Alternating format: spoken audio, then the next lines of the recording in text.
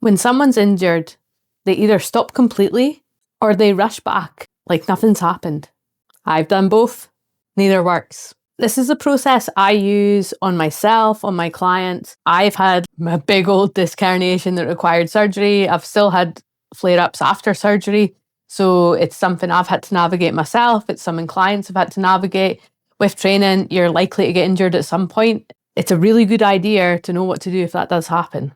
First of all, an injury is just feedback. Don't look at it as the end of the world. It's your body telling you maybe you overdid it, maybe your recovery wasn't great, maybe you lifted a little bit heavier than you should have. Priority number 1, do not get hurt again in the same way. If you carry on and just keep doing what you're doing, chances are you could end up permanently injuring yourself or making it something that's going to affect you for months or even years. Priority number 2 is to rebuild strength. After my surgery, I was like, oh, I'm back at square one. Wasn't it true? Because I'd been training for years. It wasn't like I was a complete beginner again. You don't just lose that muscle mass you've built over a number of years. If you're thinking you're back at square one, you're not. Slow down. Approach this with a level head. Don't rush. Take each day as it comes. You'll get there.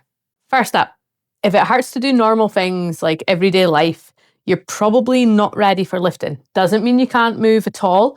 You can maybe go see the physio and get some exercises if that's something you're able to do. You must build those foundations before you just jump back into training. So don't look at it as boring or something that you pretend to do. You go back to the physio and say, I did my exercises, they test you and they go, bullshit.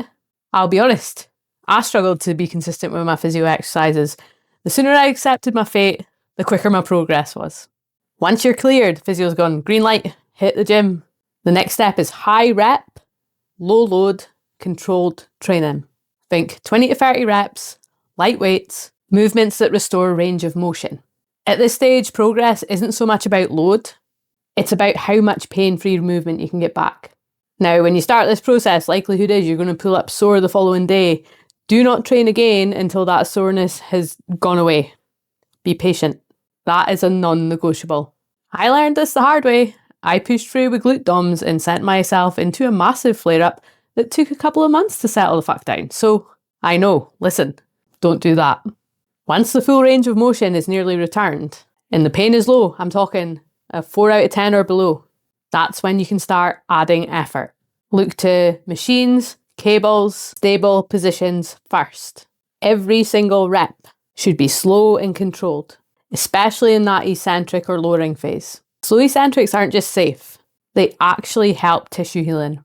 When I was building myself back up, I switched out to movements such as hack squat and leg press, which provided support and stability, and it allowed me to just really control the movement, control that eccentric, and slowly build up that load. Way more control, less risk. Only then do you bring load back in.